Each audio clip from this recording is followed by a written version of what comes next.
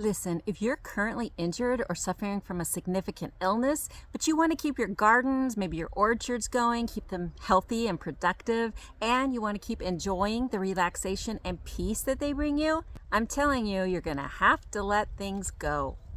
That's the first and most important thing I learned, and I learned it quickly.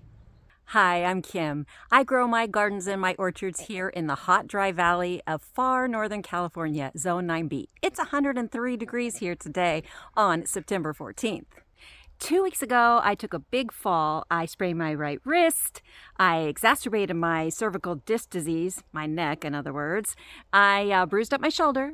But worst of all, when I landed hard and I landed directly on my hip. Now, that's really not a good thing, especially if you've got osteoporosis like I do. Now, if you want to know the specifics of the fall, just stay tuned to the end of the video and I'll fill you in then. But for now, let me just say that I cannot use my right hand at all and I cannot walk without a cane. Even then, I have to do so very, very slowly and very carefully. So here are 5 ways you can keep gardening throughout an injury or an illness. Now, even if you are not currently suffering with an illness or an injury, and hopefully you're not, odds are in the future you probably will. The first way to deal with this kind of difficult situation I already mentioned, and that is to let things go. Now, I know that might seem really obvious, but it still is difficult to do because even though you might realize it's the right thing, the right way to go, it's hard to let go of things, especially if you love those things or if you put a lot of effort into those things. So yeah, it's challenging. It's difficult. However, there's no way around it. You must let things go. Now, some things you might already have been thinking about letting go. I can almost guarantee it. There are some things in your garden that are already 2/3 dead. Sure looks dead to me. And even things you haven't previously thought of, well, now's the time to step back, maybe not literally, but in your mind, step back and get the big picture and try to think about what could I let go? Because something's got to go. There's no way to keep it all going, and that's okay. Don't let it go with a feeling of sadness and regret. Let it go knowing it's the right thing to do and it's going to help you and it's going to help your garden. That's what I'm telling myself about mowing this grass anyway. It can just wait till I am feeling better. The number 2 thing you can do that can help you continue to garden throughout an injury or illness is to just slow down. And that sounds really easy on the surface, but for me, it is not an easy thing to do, just the opposite. Much as I like to relax in the afternoon with a nice glass of wine or sit out in my garden in the early morning with a cup of coffee before I start watering, most of the time, I'm the type of person who likes to just push hard, push fast, push through.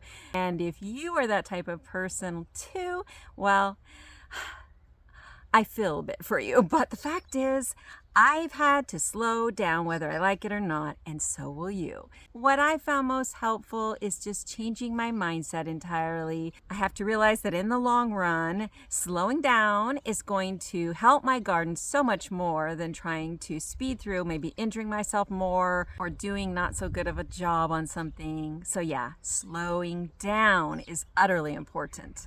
This is a plueria tree. I love the fruit of this one. I needed to prune it, summer prune it, and that obviously has been postponed. That's all right. I'll just do the pruning later in the winter. Some more pruning that can just wait a while. And when I slow down to think about how I could slow down, I did come up with some pretty simple ways to do so. For instance, I was going to be planting all my fall crops last week, and instead I said, you know what? They can wait. They can wait a few more weeks.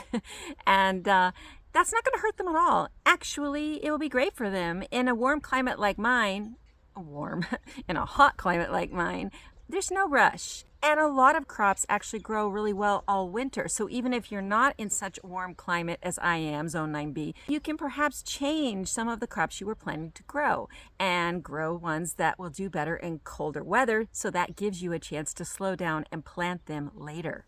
I'd planned to clear out this watermelon bed and plant some fall crops here back at the very beginning of September. However, it looks like it'll be the beginning of October before I get around to it. That's okay though. Slowing down is the most important thing. Another way I thought of to slow down is to take some of those projects that I had planned for this month, September, and slow them down to October, November, maybe even next year. I mean, there's no law that says I have to do any of those things right now. It's, better maybe in some cases, but in other cases it doesn't even really matter. I know some garden projects are traditionally supposed to be done in the fall, like say dividing your plants like irises or rhubarb, but actually those things can be done in the spring too. So I could slow down and put off big projects like that until the spring. And if I've got an even bigger project, like let's say building a greenhouse, definitely we can slow down on that one and reschedule for another season, maybe even another year. Even fun projects that you had planned to do right now during this injury or illness that you didn't know was coming can be slowed down. For instance, I was really looking forward to making Fig Newton cookie bars. I was going to experiment with all kinds of recipes, adding in my own little tweaks, and just discovering what worked best with all the figs I've been harvesting for the last several weeks, and they're still coming on strong. And I still plan on making those cookies, having fun experimenting with them. As I harvest my figs, I'll just pop them in the freezer and have my baking fun in a few months, in the winter. I mean, that would be really cozy, wouldn't it? Delicious smell of figs baking throughout the house in the cold months of January and February. Yes, gonna slow down the timetable and still enjoy my version of Fig Newton cookie bars. But yes, with an injury or an illness, I've really got to approach everything with the mindset of go more slowly. Because if you're injured and you go too fast, guess what? You're probably going to hurt yourself even more, which will slow things down a whole lot longer. Now, the third way I've discovered that really helps me with this injury to continue my gardening is to find workarounds. And that just means easier ways to do things that I need to do. For instance, watering in the evening is a much better way to do things, at least here where I live.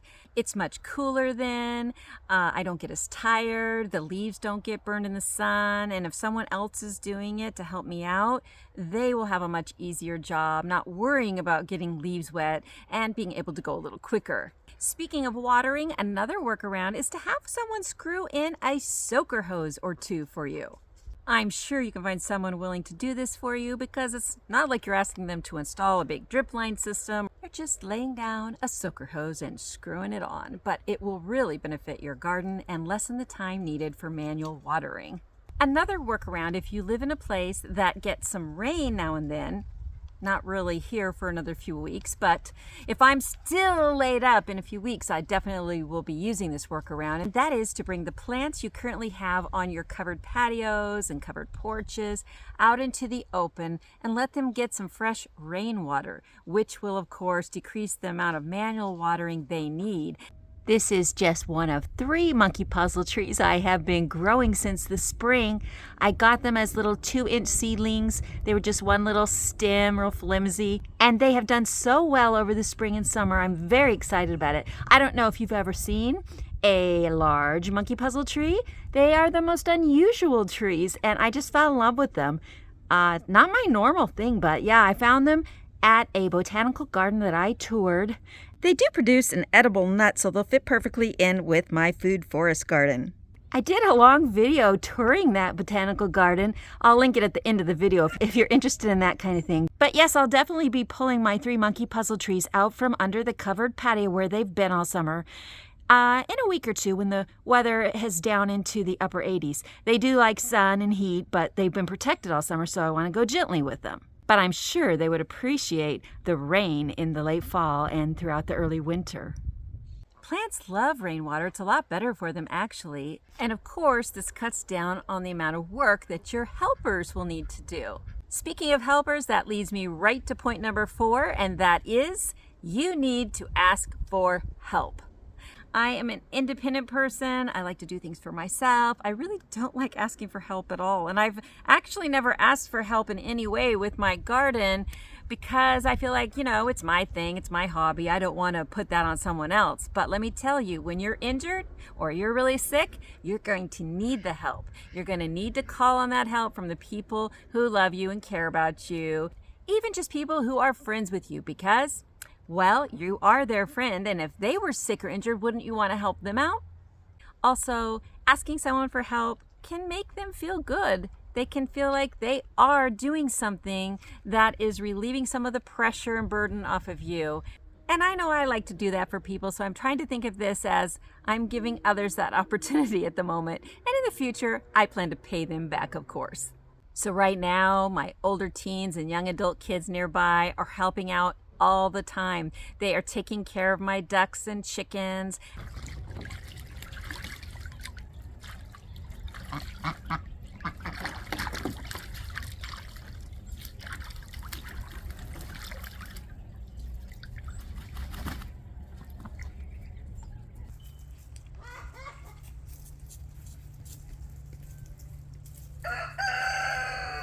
They're helping with the dog constantly because I certainly cannot handle a 6-month-old puppy with all her exuberant energy. I know that if one of my fruit trees, like my apples, comes due for harvesting while I'm still unable to handle that myself, they'll be right there to help out. And that is just a big relief, a big weight off of my mind. And so it's something that I had to basically come to grips with, and so will you if you find yourself in this situation. So just think about that right now. And remember, if you're not sick or injured, you could probably really help out someone who needs it in your family or among your friends or in your community. And maybe that would help you to think of it as banking some goodwill. And so in the future, when it comes your turn and you need help, you won't maybe feel so badly about it. Now, the 5th way you can continue gardening and enjoying your garden throughout the time you have an injury or suffering from an illness is to plan for the future.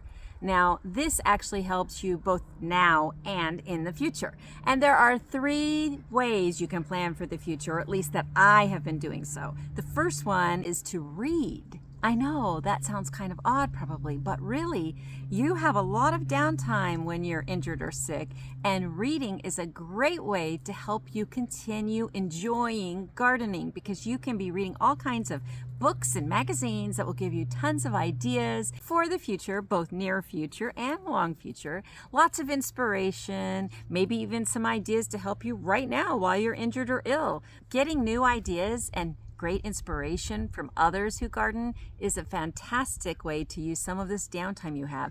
I know I've been enjoying several good books and magazines over the last 2 weeks, and I've gotten lots of great information and encouragement from them.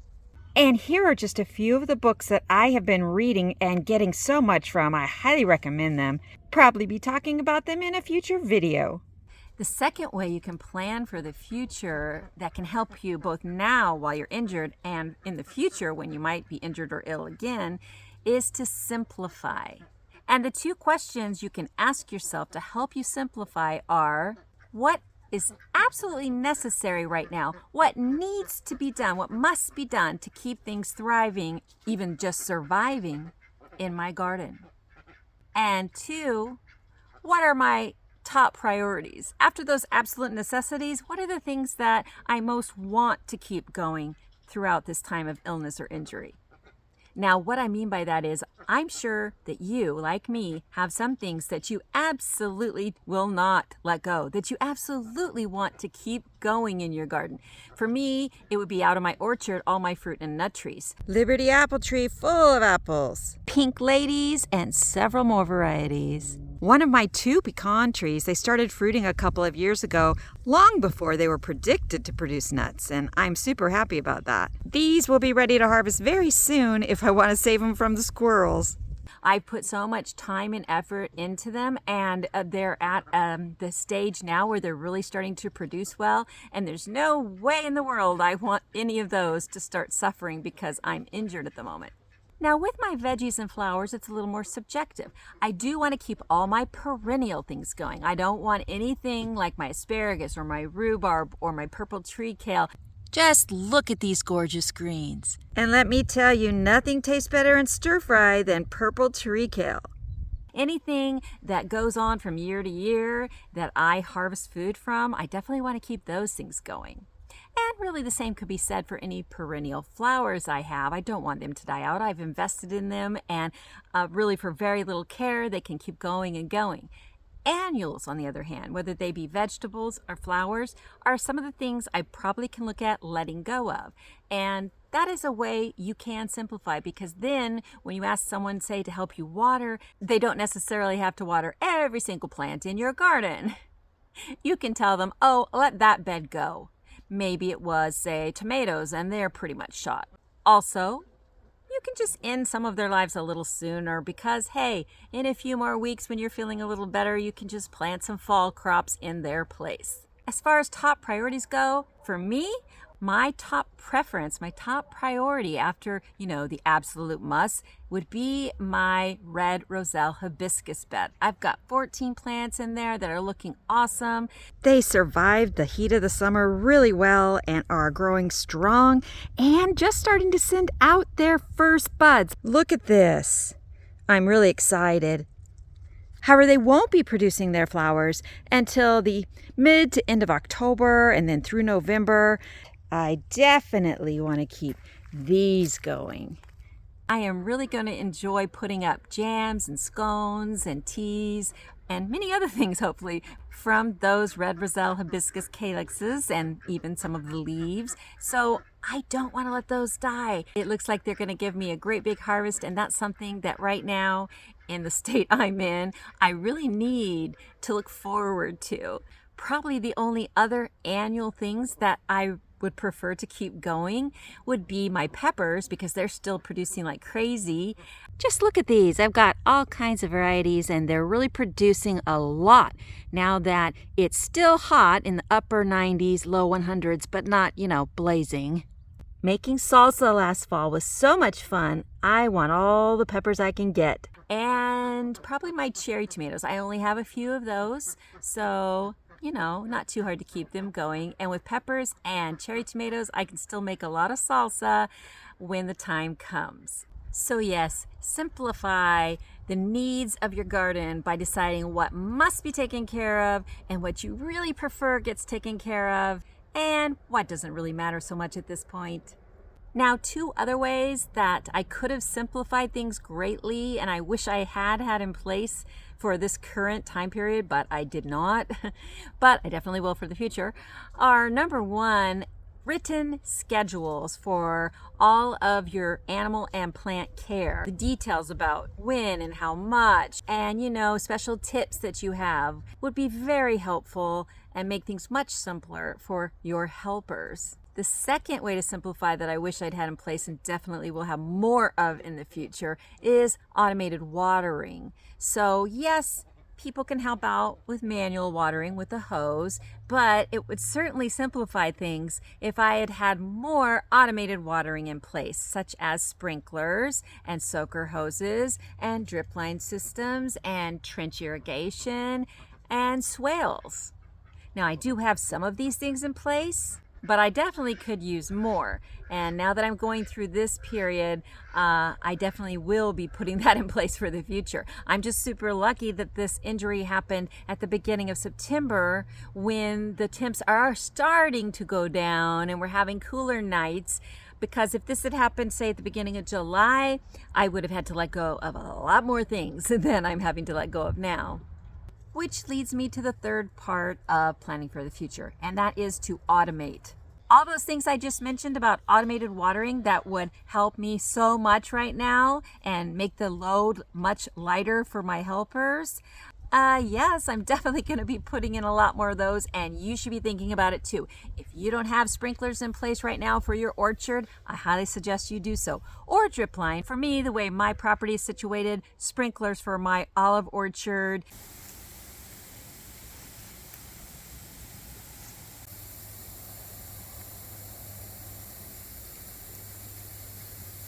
drip line and sprinkler combination for my fruit and nut orchard works best. But I'm also thinking of adding in swales because I am on a slope, so I think that would work really well. I also have some trench irrigation in my olive orchards, and I'm now thinking about ways I might be able to take that technique and use it elsewhere on the property too. Of course, for most people with just a backyard garden, drip line is a way to go. For me though, with all the possum and squirrel activity I've had here over the last 7 years, drip lines where I have installed them have been in constant need of repair because those little creatures like to just mess with them and end up popping out the little spigots. So this past summer I have been experimenting with different types of drip line irrigation, where it's more like small hoses coming out to little sprinklers. And I think those would be much harder for the squirrels and possums to mess up. So I might seriously think about adding some of those to my annual veggie beds next year. Whatever the case for you, whatever your particular situation, at least give a thought to some of these methods of automated watering. Manual watering is actually the way I prefer for so many reasons. I love it for relaxation. I love it for making sure my plants are getting watered, for not overlooking anything. And it's just a time when I can check on my veggies and flowers and see how they're doing. And I can almost guarantee I'll never give it up entirely. However, I'm pretty sure I'm going to be including a lot more automated watering in the future than I have up to now. Here's hoping that you are one of the lucky ones who doesn't have to deal with an injury or a chronic illness for a very long time, maybe even forever. But, well, it never hurts to be prepared.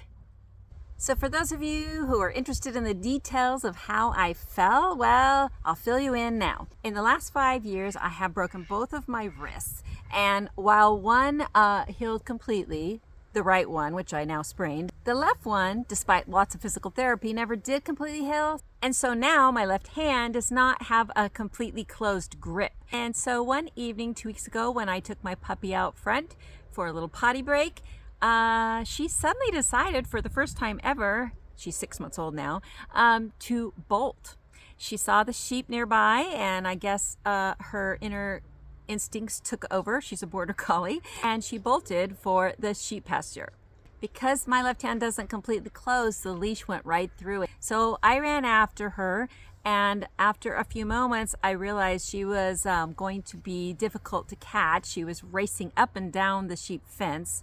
So I made the choice, the calculated risk, to leap for her leash. That probably wasn't the wisest choice, but it's what I chose to do. And I did catch the leash, but she was running full blast at the time. And so she continued and took me with her, flipping me a few times and dragging me down the slope that I was on.